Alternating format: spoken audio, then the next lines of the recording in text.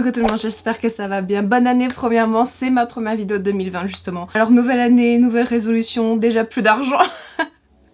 Je pensais vraiment que cette année c'était l'année où ça allait se calmer un petit peu et que j'allais pouvoir mettre de côté de l'argent, n'est-ce pas? Et en fait la K-pop elle s'est dit ah tu crois, La K-pop a décidé cette année de sortir le grand jeu. On est que la première semaine de janvier et on a déjà combien de concerts qui sont annoncés. Et donc ce que je voulais faire c'est tout simplement faire un petit récapitulatif de tous les concerts qui vont se passer dans les prochains mois en Europe, en France plus particulièrement, mais je vais aussi toucher à la Suisse vu que je suis en Suisse.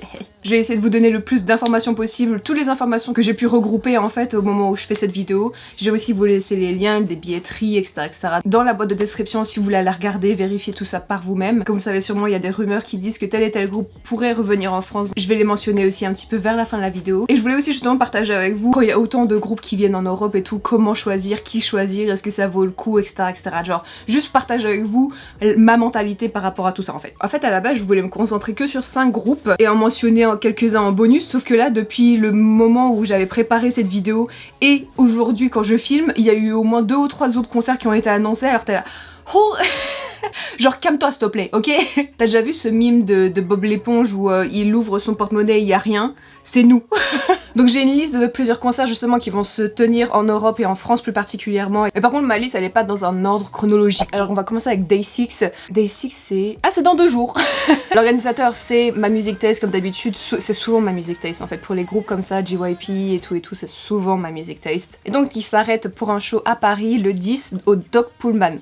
Je voulais juste dire quelque chose aussi par rapport vite fait au Doc Pullman. Moi les Doc Pullman j'y étais pour Stray Kids, donc encore une fois je vous ai dit JYP c'est souvent Ma Music Taste, GOT7 aussi c'était Ma Music Taste, bref voilà. Les Doc Pullman c'était sûrement la pire salle où j'ai eu un concert. La disposition de la salle elle est pas appropriée pour accueillir un concert de K-pop par exemple. T'as une scène, point barre, et après c'est un long hangar, les gradins sont très loin au fond, et même s'il y a des écrans sur les côtés pour justement que ceux de derrière voient un petit peu mieux, c'est encore difficile à voir. J'espère vraiment que dans le futur ils vont arrêter de faire des concerts au Doc Pullman, parce que moi j'ai eu de la chance au Doc Pullman, j'étais relativement bien placée, j'ai vu des vidéos des personnes qui étaient beaucoup plus loin que moi, c'était difficile. Je trouve que par rapport à d'autres salles qu'il y a à Paris, les Doc Pullman sont vraiment pas appropriés, et honnêtement je trouve que Day6 et les fans méritent mieux, c'est tout ce que j'ai à dire. Deuxième groupe qui viennent à Paris et à Londres, c'est Super M. Il n'y a pas encore beaucoup d'informations de ce que je sais. L'organisateur c'est Magic Sound, c'est ceux aussi qui se sont occupés de NCT quand ils sont venus en tournée européenne. Donc la tournée européenne c'est jamais dans la tête de SM Entertainment. Une tournée européenne c'est Paris et Londres. Si jamais.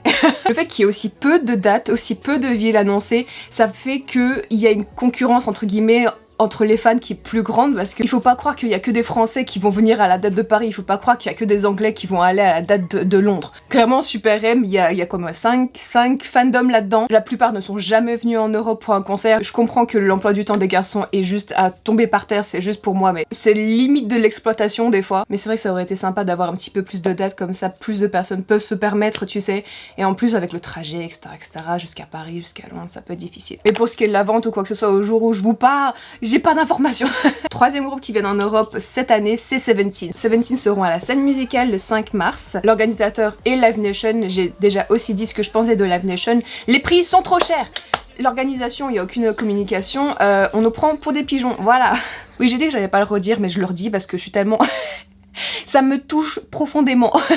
J'espère vraiment que dans le futur on va pas revoir ce genre de situation où on a des billets qui sont extrêmement chers. Et les conséquences de tout ça c'est que justement j'ai peur que les garçons ne font pas sold out à cause des prix qui sont trop élevés. Moi mon problème que j'ai avec ça c'est que c'est la première fois qu'ils viennent en Europe et ils vont pas faire sold out.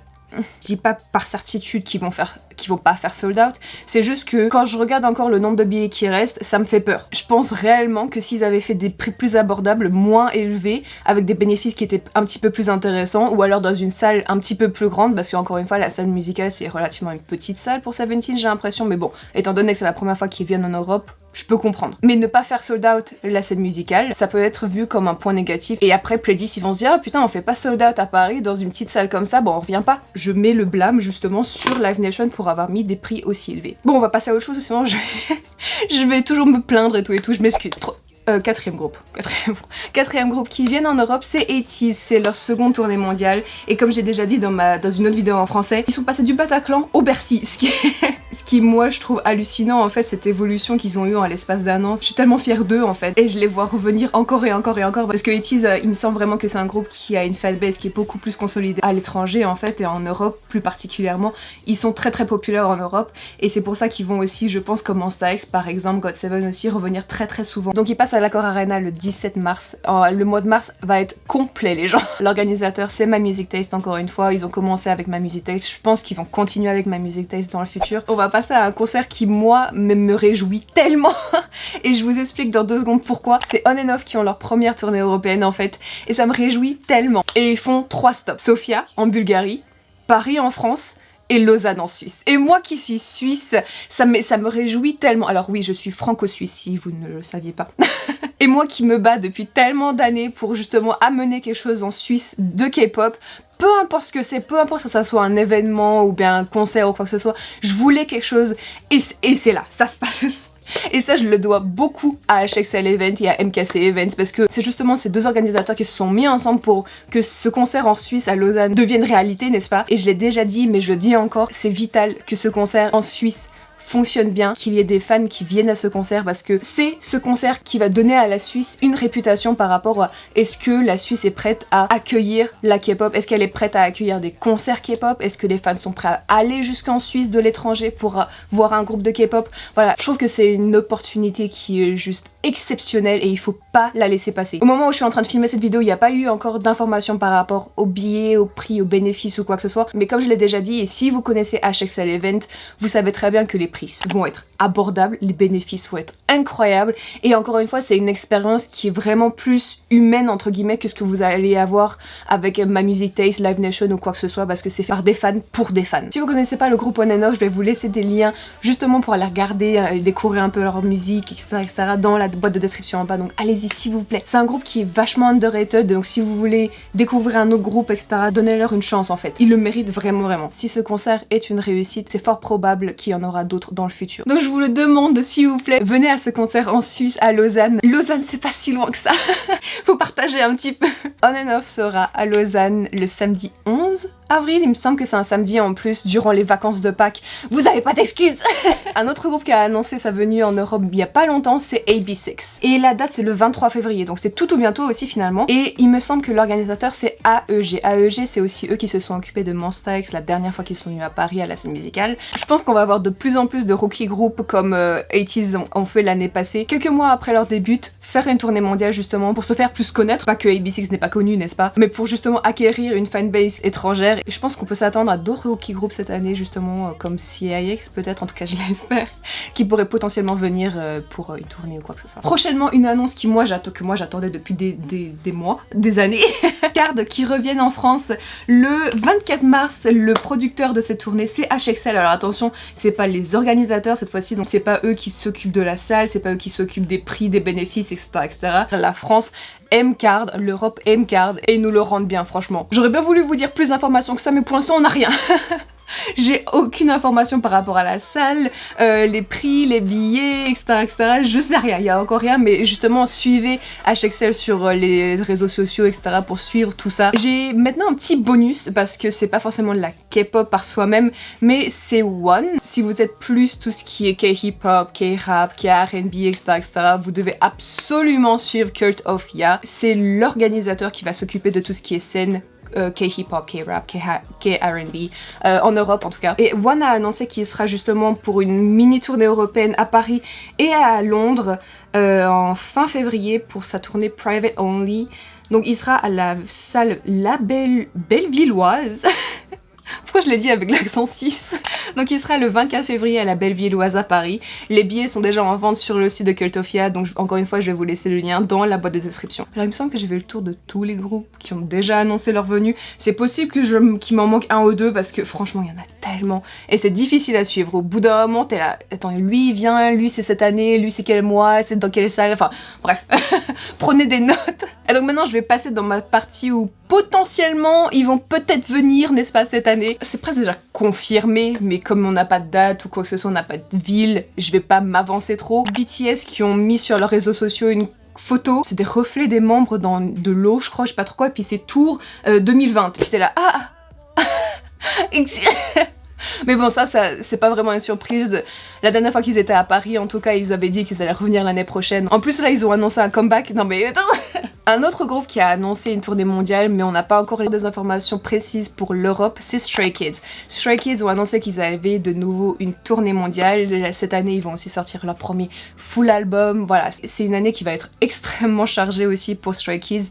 Pas que les autres années ne l'ont pas été. Je trouve qu'ils ont jamais arrêté Stray Kids. Et là, tout d'un coup, apparemment, cette année, ça va être encore pire. Alors t'es là, ok. J'espère vraiment que JYP vont leur donner quand même un petit moment pour se calmer, pour se reposer, parce que j'ai pas envie de penser au pire, mais on va éviter. Il y a déjà les dates et les villes pour les États-Unis, ça devrait pas tarder pour l'Europe non plus. Encore une fois, JYP, ils font souvent avec My Music Taste, alors suivez My Music Taste pour savoir un petit peu où est-ce que la campagne en est, est-ce que c'est possible qu'ils reviennent, ou ce genre de choses. Donc voilà. Et finalement, le dernier groupe que je soupçonne qu'ils vont revenir en Europe encore une fois, ou en tout cas avoir une tournée mondiale, c'est Monsta X. Monsta X, il me semble qu'ils l'ont dit quand ils étaient au Jingle Bell aux États-Unis, qu'ils allaient justement repartir pour une tournée européenne, une tournée mondiale, pardon. Mais ça m'étonnerait pas. Monsta X, comme j'ai dit un petit peu plus tôt, comme 80's, c'est des groupes qui sont très populaires à l'étranger et chaque année ils ont une réussite qui est plutôt phénoménale à l'étranger justement durant leur tournée. Donc voilà, ça m'étonnerait pas qu'ils reviennent encore cette fois-ci. Et bien sûr avec ma soeur on a déjà pensé à y aller. Donc voilà. Alors du coup personnellement moi et ma soeur, de sûr on sera déjà à 80's, à 17.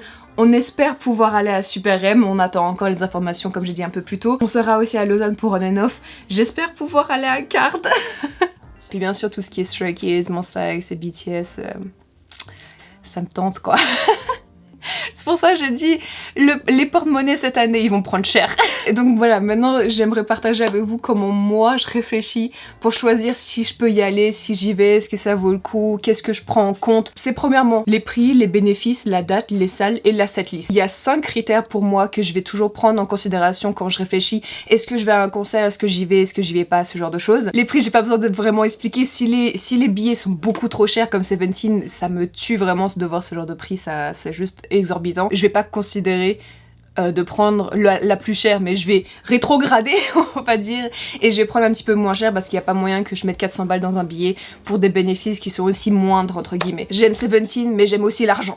Deuxièmement, les bénéfices, donc comme j'ai dit avant, s'il y a des bénéfices qui sont pas intéressants pour le prix du billet, si tu me dis un send-off à la fin d'un concert, là, un send-off ça fait ça, tu fais coucou au groupe pendant 2 minutes maximum et c'est tout. En tout cas c'est comme ça que ça s'était passé à Paris. Bien sûr il faut prendre en compte aussi la date et la salle, où est-ce que ça se passe dans Paris, à quelle date est-ce que je peux y aller, est-ce que c'est en semaine, est-ce qu'il faut que je prenne des jours de congé, ce genre de choses. Des fois c'est la galère, je vois beaucoup de vous qui peuvent pas aller à des concerts parce que les concerts se passent en milieu de semaine. Quelle idée. C'est pour ça que je dis encore que On and Off c'est durant les vacances de Pâques.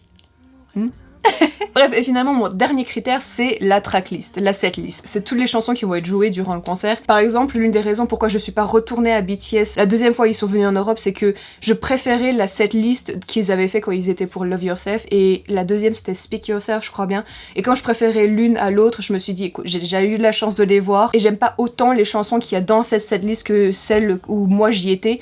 Donc je vais peut-être passer celui-ci et regarder peut-être pour un prochain concert, voilà. Parce que par exemple BTS, Monsta X, GOT7, je sais que c'est des groupes qui vont constamment revenir en fait et j'ai pas forcément peur de les rater entre guillemets. Je prends aussi ça en considération. Est-ce que je les ai déjà vus? Est-ce que ça m'intéresserait de les revoir? Ce genre de choses. Après je comprends que je suis dans une position privilégiée parce que j'ai pu voir déjà beaucoup de groupes, mais c'est vrai que j'ai toujours eu une période où justement de réflexion avant de décider si je vais à un concert ou pas, parce que des fois c'est juste difficile quoi. Étant donné que nous avec ma soeur on vient de l'étranger, on doit s'occuper des trajets, on doit prendre un hôtel et tout, ça revient à vite cher. Enfin voilà, il y a tellement de choses à prendre en considération. Après cette vidéo, je vais filmer une vidéo où justement je repartage avec vous mes conseils pour réussir à avoir des billets dans des concerts, etc.